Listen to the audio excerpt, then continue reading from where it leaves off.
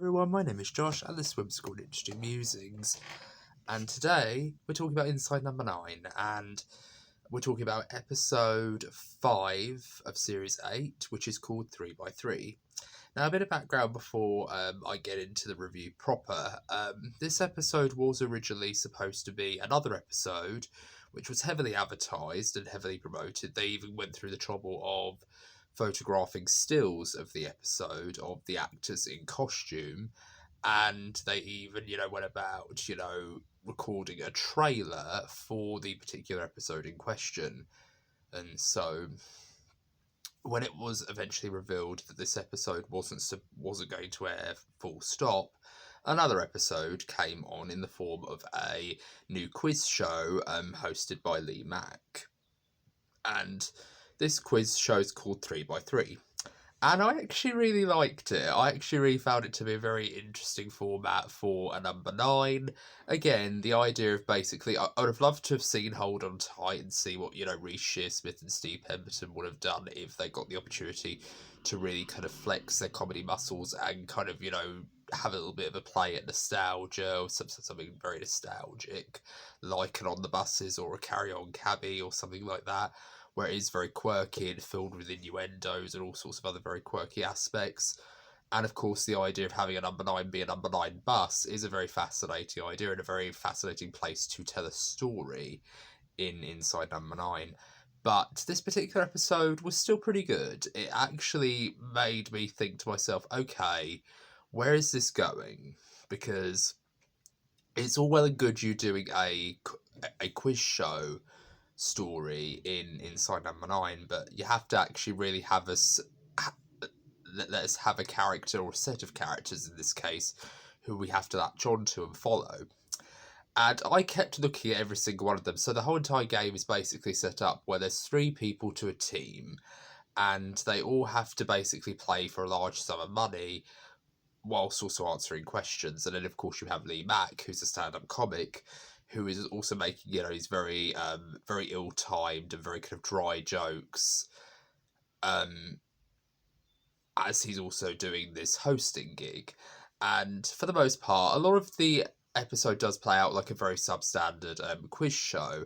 There's different rounds, there's different categories, there's different ways in which characters, answer questions or they fail to answer questions. There's one round where essentially if one person is frozen out, they basically don't have a chance to participate in the game. They can't even, interact with their other teammates because they're frozen out of the game and they can't participate in any of the questions. Sometimes it will be a simple case of, they have to try to do a simple case of X's and O's where they have to try to, when someone tries to begin a line, they'll have to try to cut the other person off by trying to answer a question correctly, kind of thing. So there's all of this, but then there's a story that very slowly starts to come into the focus as we're going deeper and deeper into this quiz show. And the story is, there is a mother who is a scientist or a, lab technician who has been conducting experiments on her daughter to pretty much make her the ultimate telepath. And it's basically Carrie White, but with a quirky adage that they're on a quiz show, and that's essentially the whole entire idea behind it. And it is a very dark storyline. I actually found myself going, my God, this is actually a very messed up story, because Catherine, if we really think about it, Catherine doesn't really have a childhood. She is born to basically be the ultimate, mind reader or the mind manipulator, because she can actually manipulate. As the episode goes on, and this is one of those episodes where I had to watch it twice, where as you start to go through the quiz show, you're no longer paying attention to the to sort of artifice of the quiz show. You're no longer paying attention to that when you know the big twist going in. And you're kind of starting to look at it from the point of view of, okay, this is basically just a group of people who decide to go on a quiz show, and this is what's going on. And what's essentially happening is that Catherine can read people's minds, but she can also implant ideas into people's heads and block out someone's mental waves, essentially. This was actually a very triggering moment when these three characters who are supposed to be flatmates, they're clearly older than the film that they're meant to be, answering a question to. But for some strange reason, they don't know that the answer to the big question is a famous American comedian voicing a character in a children's film. And that to me is actually really quite kind of funny, because part of me would think to myself, okay, they must know what this is. They must know that this is Shrek, and the answer is Donkey, and the answer is Eddie Murphy. So the fact that they don't know the answer, I felt was really weird, because I thought, oh, they're just cracking under the pressure of being on a quiz show. That's kind of the thing that happens when you're on these quiz shows, is you tend to draw a blank, because not only have you got to answer questions, but you've also got to converse with your teammates. But then also you've got this extra bit of discomfort in the sense that you're also being filmed, and it's being broadcast to millions of different people. So you've got that pressure, but then of course you've got this added pressure of this very strange phenomena happening in your psyche, where something is deliberately not coming to the surface. And the fact that this character, Catherine, can actually do this stuff, is actually very terrifying. But also the fact that this mother is actually encouraging her daughter to be the ultimate quiz champion, to the extent where she's actually being removed from having a social life and interacting with other people.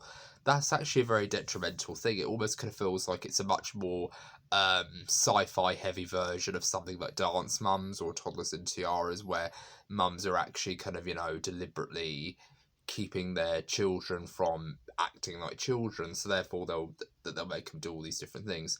And that's also quite unethical, in my opinion. So there's a lot of things going on there that does feel very Dance Mums-ish. But what I really do like is that this episode really does a good job of really keeping you invested in the key storyline without making you feel like you're losing that quiz show artifice. But the quiz show artifice is very crucial in order for you to really kind of appreciate and enjoy it from a stylistic perspective. Because if this was done, because what I think Steve Pemberton and Reece Shearsmith are basically drawing attention to here is those controversial storylines in quiz shows, or those controversial stories that come out of quiz shows or any kind of live performance. You could almost say that they kind of have done this twice in Inside Number 9, because they both reference, you immediately think of the drama Ghost Watch when you think of stuff like Deadline, where things are going wrong. But in this case, it's talking about a quiz show. So the one thing that I can think of is there was this storyline, or there was this headline on Bullseye, where a well-known killer, had actually shown up on an episode of Bullseye. And I think that's basically their idea of them basically making fun of live TV controversies or live TV, horrific scenarios, and them trying to kind of play to that for laughs kind of thing. That's the impression that I got anyway.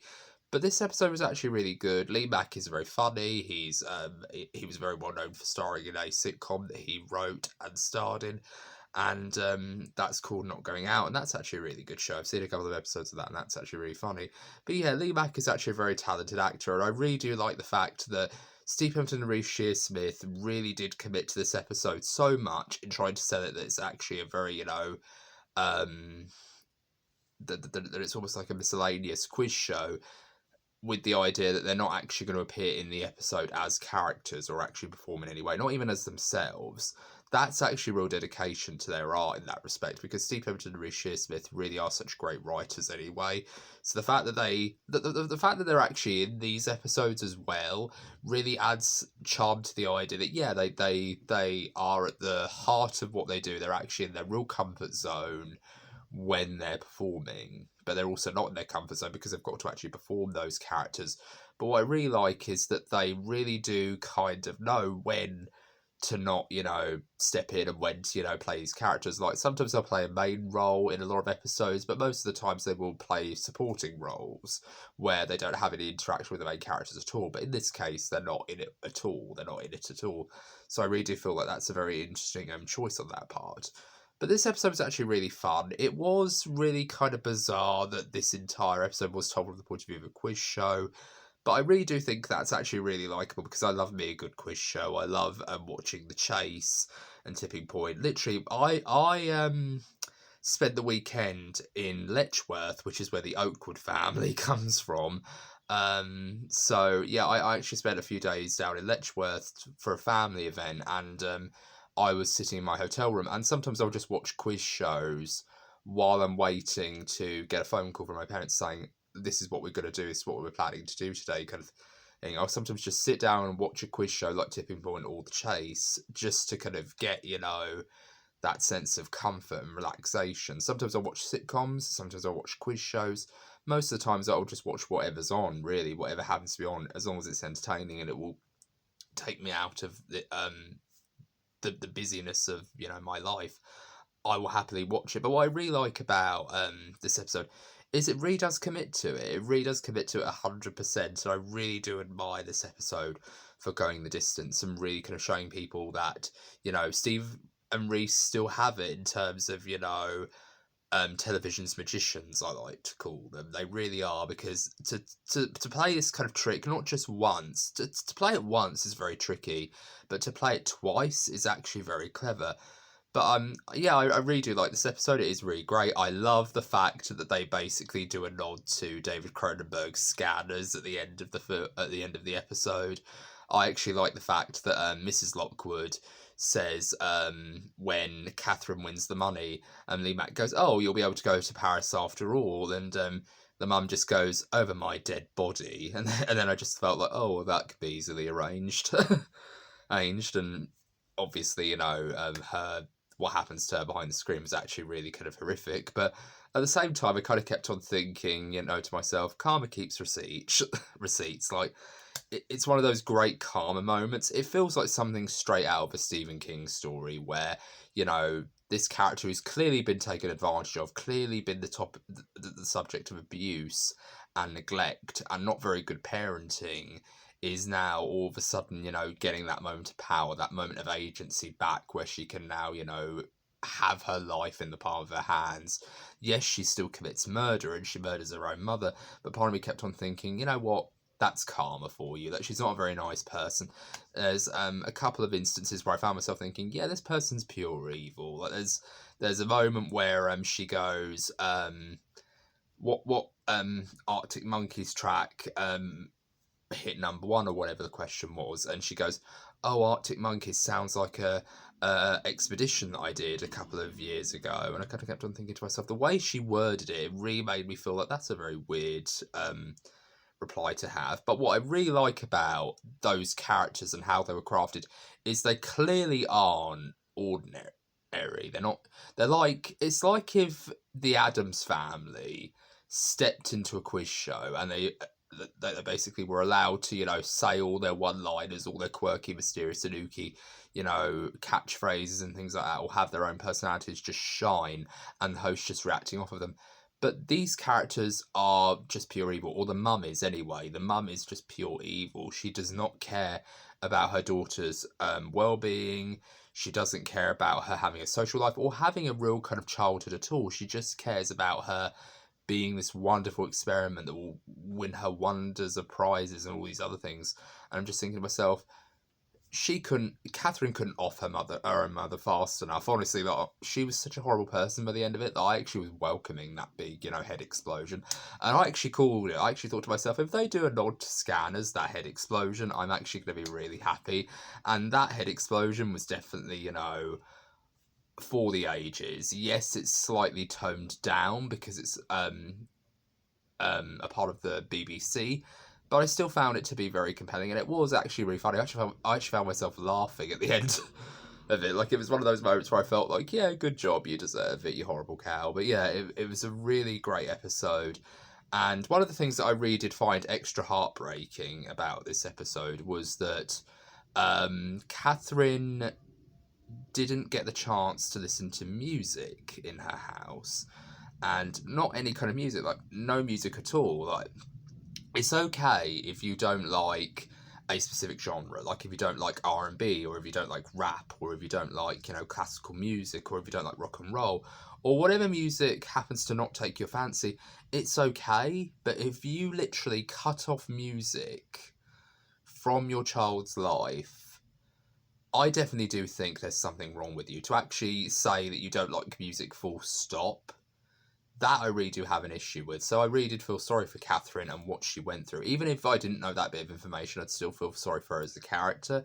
But the fact that there was that extra little bit of adage that, oh, she says, oh, we don't have music in our house or whatever, it just kind of feels weird. Like, I think, well, what's wrong with you? Like, what's wrong with you? Why do you not have music? Why don't you like music? It's very kind of weird to me. So I feel like that's one of the things that really kind of made me root for Catherine's vengeance even more, and I really did feel really happy when it happened. But at the same time, it also, ended in a very Ghostwatch way, where the camera veers off to the left, Lee Mack runs off the stage, and everyone's, just really panicking and screaming. It's a really great ending, but I really enjoyed this episode overall. I'd have loved to have seen the episode hold on tight, but for what it's worth, it was a nice surprise, and I think Steve Pemberton, Reece Shearsmith are incredible writers. This episode proves it, even if it just proves that they're just great television magicians. I do feel like this episode is still pretty good. Yes, it's not as good as some of the other episodes that we've had on Series 8, but I do feel like it's an incredibly funny episode. It has great moments where you just literally are so engrossed and you're wondering where the hell is this going to go. I definitely do think it's not as memorable as something like The Devil of Christmas. I feel like The Devil of Christmas will always hold top tier in terms of shocking endings to me, because that literally was one of those episodes where I feel like, okay, we're watching this very quirky send-up of 70s television dramas, but then it has that very dark twist which really makes you go, okay, that's brilliant, because it really does kind of make you think. It really does. It's the pure definition. It's the textbook definition of a pulling the rug out from under you moment. Whereas here, the clues are very slowly being fed to you as the episode goes on. So when that twist happens, it's very well communicated beforehand, and it's not something that makes you feel that, oh, that's obviously what's going to happen, or that's, the obvious outcome. I actually did enjoy that build-up, because Catherine's mother is just such a horrible person that to have her not die at the end would feel like a massive disservice to that build-up and that story, because we want to see Catherine get that humanity back, and the fact that that kind of became the personification of that through the quiz show was such a fantastic through line and a fantastic journey for that character. So I found that really wonderful.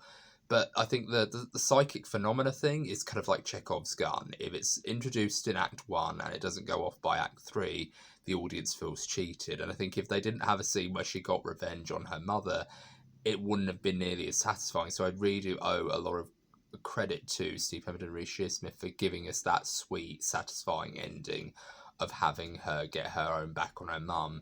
It was such a great moment. Even though it was still grisly and it still was grim, I felt like it was such a great, badass moment, because it shows that she's finally free of this horrible person who kept her oppressed this entire time.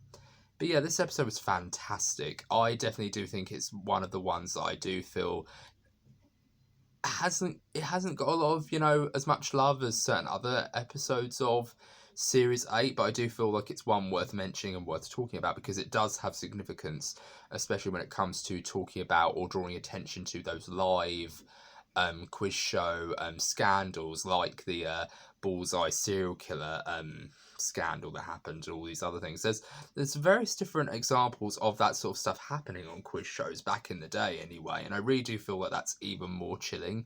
But the fact that they did it with this almost supernatural Stephen King twist, or a Stephen King style or flavour, was actually very unique and interesting to me.